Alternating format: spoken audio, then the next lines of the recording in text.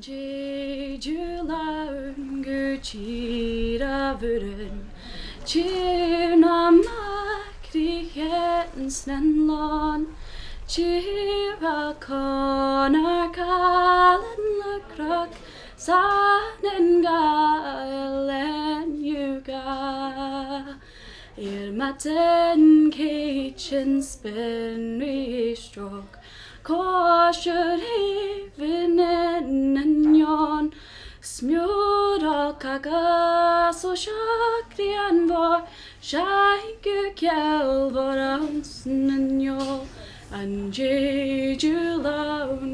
Originally we're from Holland and we always lived in a rural community.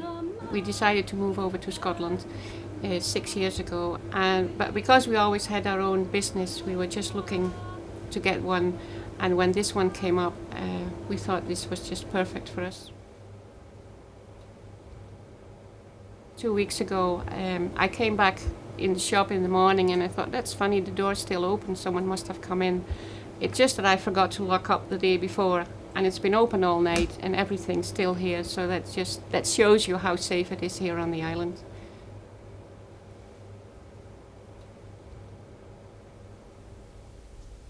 I'd been looking for a big old house in Scotland to buy so that I could run it as a B&B, but our main business is making and selling flower essences.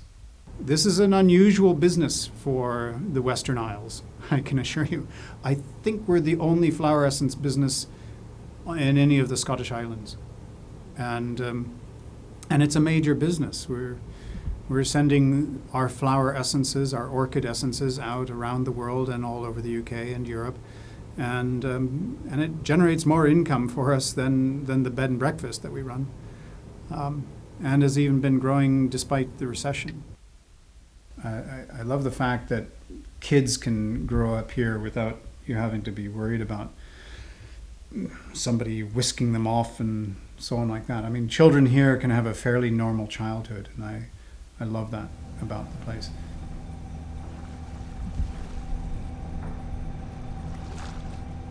In the school we have children from age 3 to 12, and obviously it's a multi-composite situation. I want to take over my dad on the ferry. I want to fix things. I just like fixing stuff. You can go out and play because there's not many cars, so you can go yourself, sort of. And there's loads of places to go, to the beach and woods and stuff. Well, when the children leave here, they now have the choice of going to Tarbert Academy or Campbelltown Grammar School. It's equidistant for both schools. I think I'm going, I don't know where we're going. Tristan and Bryce. Wish. Okay. What are we doing? We're just going out for playtime. It's past playtime. Oh, there's George for the fruit.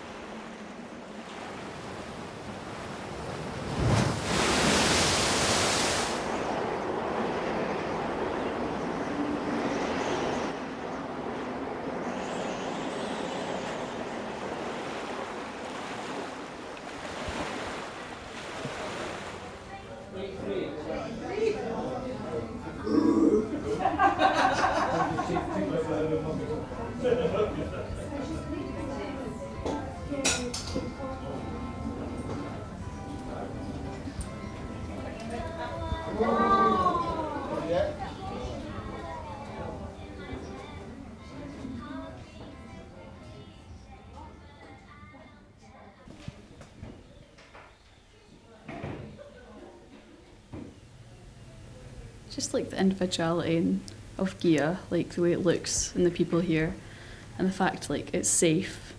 You could go out till like all hours in the morning and not have to look over your shoulder and things.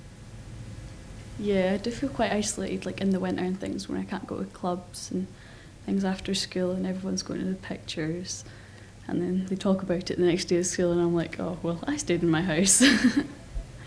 I think they should just bring a really big bridge.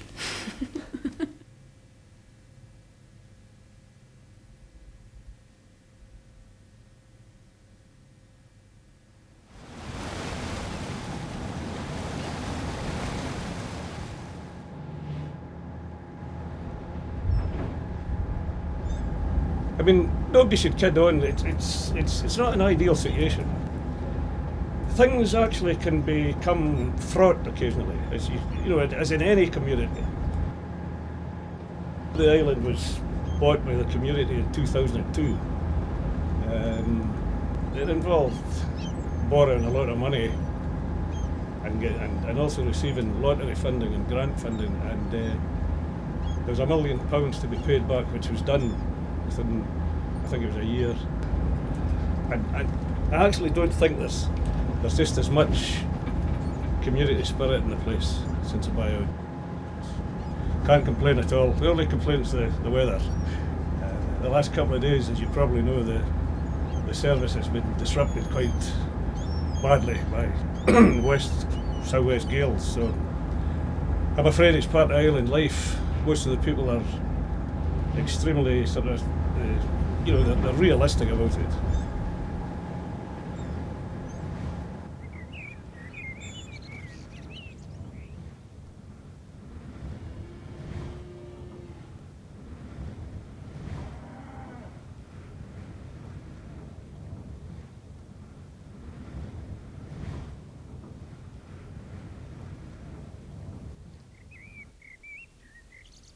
I think the main challenge for any place like Gigha is sustainability, and it's the ability.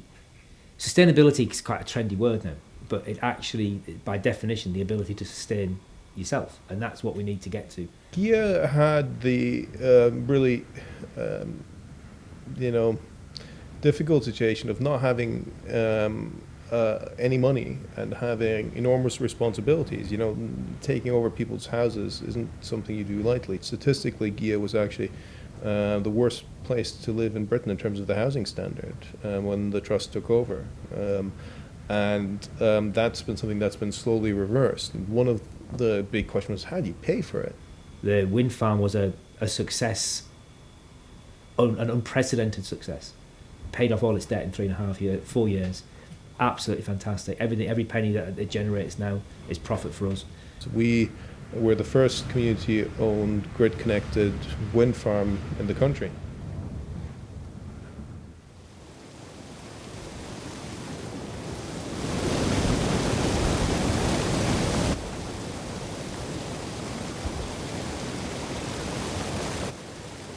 I work down at Gigha Halibut.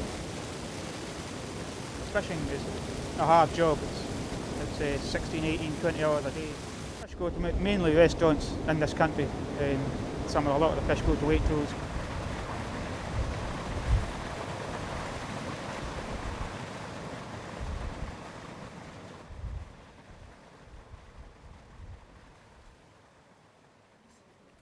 Thank you.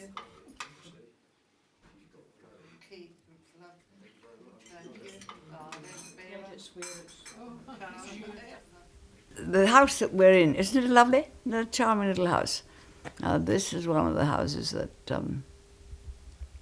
were built about maybe 8 years ago, 7 or 8 years ago.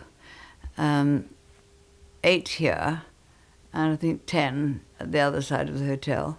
There have been changes, these sort of changes, because this little cache of houses and the other one are the only two. But then a lot of our young men are building their own houses now. This was a dairying island. It was an island that produced a great deal of milk, and we had a nice creamery ourselves here, and then something happened, it got disease in it or something.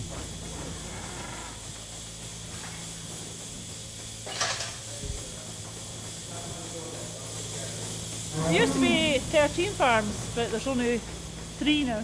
All our milk had to go down then to Campbelltown. The Mullican cheese, you ever heard of it? Yeah, it's good cheese. It gets a lot of awards. We haven't got very much money on the island to run things, so there's an awful lot of putting your hand out for the government to help you out, you see. That's what is always the way with, well, it's the way with the world at the moment, isn't it? One hell of a mess through greed and appalling.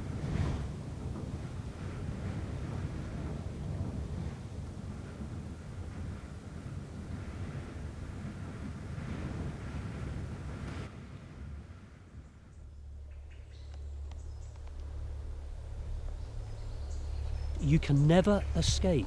Everybody knows who everybody is, and I think that is wonderful, because they either know when to back off, not approach you if you're that way inclined. If you'd like your own space, folk appreciate that. But we have TV. We've now got FreeSat. We've now got Sky TV. We've got computers, and we've got all sorts of things like that. We can still be right in the hub of knowing what's going on in and around the world. We've got digital radio, digital coming on next year. Woo-hoo! So there is you can be right in amongst what's going on in the world all year round, every day if you want. If you don't want to, you just switch off. And this is a great place to switch off if you want to. That's why a lot of folk like to come here. They can switch off and leave all the rat race behind. I play a wee bit of music. There's Graham McCulloch. He's an accordion player. He's 81 now, and he still can bang out a good tune. And then there's Henry Macaulay in the art gallery.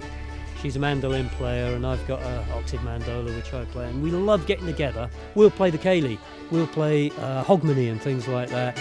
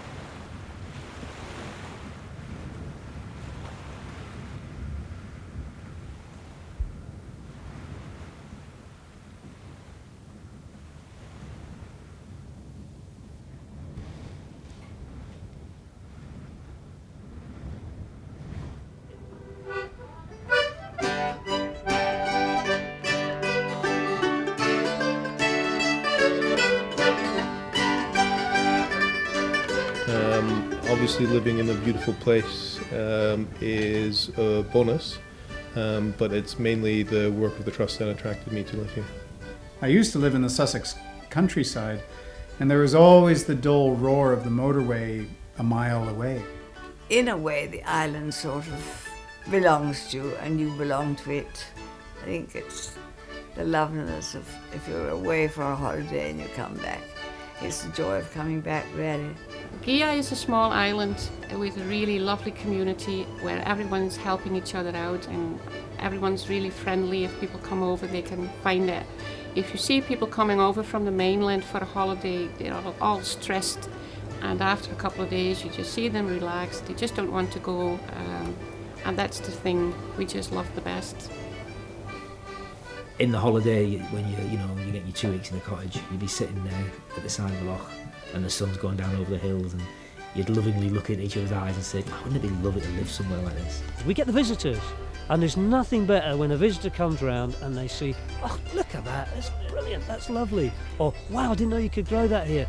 Oh, I've got one of them. What do you do with it? And it's just that interaction with people because they've been inspired by what they've seen with the plants. I think I'll probably leave the island when I get old enough. I'll go up to Glasgow and go to college and things. But I think eventually I'll probably move back here because I know everyone. I've got so many memories here and everything from growing up.